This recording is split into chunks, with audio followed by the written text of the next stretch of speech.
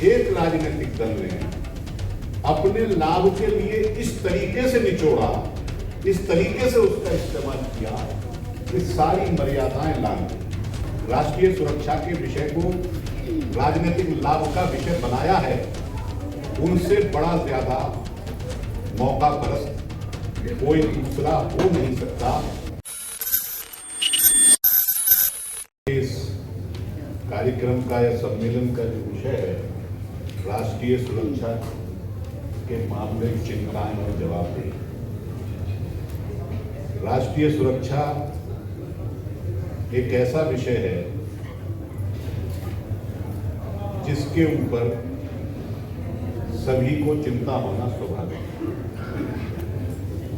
मैं ये कह सकता हूं कि राष्ट्रीय सुरक्षा किसी सरकार का या किसी राजनीतिक दल का या किसी विशेष समूह का विषय नहीं है, बल्कि ये पूरी देश की चिंता का विषय है। ये आम सहमति का विषय होना चाहिए कि हमारी राष्ट्रीय सुरक्षा कैसे सुनिश्चित हो, कैसे मजबूत हो। और जो लोग राष्ट्रीय सुरक्षा के विषय को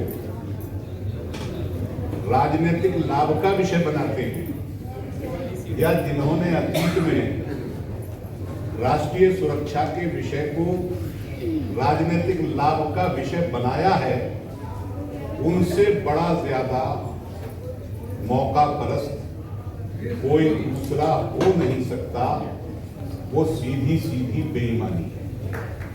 क्योंकि राष्ट्रीय सुरक्षा के प्रति जितना मैं चिंतित हूं, इतना ही दानिश अली चिंतित हैं, इतना ही मलिक साहब चिंतित हैं, इतना ही हमारे एमपी साहब बैठे ये चिंतित हैं, आप सब लोग भी इतने ही चिंतित हैं, क्योंकि ये पूरे देश का विषय है। लेकिन पिछले चुनाव के मौके पर जिसकी चर्चा यहाँ हो रही है, जिस घटनाक्रम का, उसमें हम सब लोगों ने देखा था कि इस मुद्दे को एक राजनीतिक दल ने अपने लाभ के लिए इस तरीके से निचोड़ा, इस तरीके से उसका इस्तेमाल किया कि सारी मर्यादाएं लांघ दी। मैं समझता हूं कि इससे बड़ी बेईमानी कोई दूसरी हो नहीं सकती कि राष्ट्रीय एकता के विषय को अपने राजनीतिक लाभ का विषय बनाया जाए। दूसरी बात मैं ये कहना चाहता हूं कि राष्ट्रीय सुरक्षा के मजबूत होने के लिए या उसकी गारंटी करने के लिए सबसे पहले हमें ये निश्चित करना होगा, सुनिश्चित करना होगा कि हमारे देश के अंदर का जो माहौल है, यहाँ का जो सामंजस्य है, यहाँ का जो सद्भाव है, वो भी पूरे तरीके से मजबूत होना चाहिए। हम छिन्न भिन्न समाज को लेकर के राष्ट्रीय सुरक्षा को सुनिश्चित नहीं कर सकते। हम जब राजनीति में आए थे या छात्र जीवन में थे, और आज भी उस नारे को हम कभी कभी दोहराते हैं, हालांकि कम हो गया है वो नारा, अनेकता में एकता, देश की विशेषता। हमें बताया गया था, पढ़ाया गया था, समझाया गया था कि अनेकता में एकता जो है वो हमारे देश की शक्ति है, ये हमारे देश की खूबसूरती है। लेकिन आज उस अनेकता को किस तरीके से उन एकता को, अनेकताओं की एकता को किस तरीके से छिन्न भिन्न किया जा रहा है। अभी जॉन ब्रिटास बता रहे थे, वो मणिपुर गए थे। इत्तेफाक से मैं भी परसों जो विपक्षी दलों के इंडिया गठबंधन का प्रतिनिधिमंडल मणिपुर गया था, उसका मैं हिस्सा था। हमने बहुत से लोगों से बात की और इतनी चिंताजनक स्थिति है, मलिक साहब के दिल्ली में बैठ करके अंदाजा हो नहीं सकता। हम कई दंगों के बाद उत्तर भारत में वहां की स्थिति का जायजा लेने के लिए समय समय पर गए, लेकिन जो स्थिति मणिपुर, सामाजिक संगठन मिलते हैं जब आप दंगों के बाद वहां स्थिति का आकलन करने जाते हैं, तो सब सामाजिक संगठन पहली बात ये कहते हैं, आज तक जो हमारा तजुर्बा रहा है, कि भाई हम भाईचारे से रहना चाहते हैं और कुछ शरारती तत्वों ने हमारे बीच में ये झगड़ा करवाया है।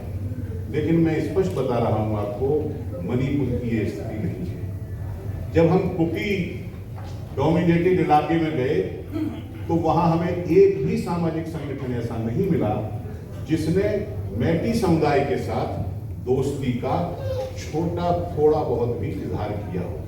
सब मैटीज पर कैसे कैसे आरोप लगा रहे थे जो मैं यहाँ विस्तार से बता नहीं सकता। और जब हम इम्फाल के इलाके में जो मैटी प्रभुत्व वाला इलाका है उस इलाके में गए तो जो कैंपों में लोग रह रहे थे, जो पीड़ित थे, वो तो जो कहेंगे वो बात समझ में आ सकती है, लेकिन वहां के सामाजिक संगठनों में भी एक भी सामाजिक संगठन ऐसा नहीं था जिन्होंने हमें मेमोरेंडम दिए, जिन्होंने कुकी समुदाय से कोई मित्रता की ख्वाहिश का इजहार किया हो। इतना वर्टिकल डिवीजन मणिपुर के अंदर आज हो चुका है। ये किसके लिए फायदा पहुंचाएगा? ये अचानक तो हो नहीं गया, इसके लिए कुछ ना कुछ प्लानिंग हुई होगी, कहीं ना कहीं इसकी रूपरेखा तैयार हुई होगी, और फिर ये रूपरेखा और ये प्लानिंग क्या मणिपुर तक ही सीमित है या पूरे देश के अंदर इस तरीके का डिवीजन करने की आगे भी कुछ योजना है? उसके प्रति भी सतर्क रहने की बहुत ज्यादा आवश्यकता है। तो मैं ये कहता हूं कि जब तक हमारी एकता, सामाजिक एकता, हमारा सद्भाव मजबूत नहीं है, तब तक हम राष्ट्रीय सुरक्षा को सुनिश्चित करने का कोई योजना नहीं बना सकते पूर्ण रूप से। और आखिरी बात मैं ये कहना चाहता हूं कि राष्ट्रीय सुरक्षा के लिए सबसे जरूरी ये भी है कि हमारा पड़ोसियों के साथ, जो हमारे देश पड़ोस में हैं, उनके साथ भी बेहतर संबंध होने चाहिए।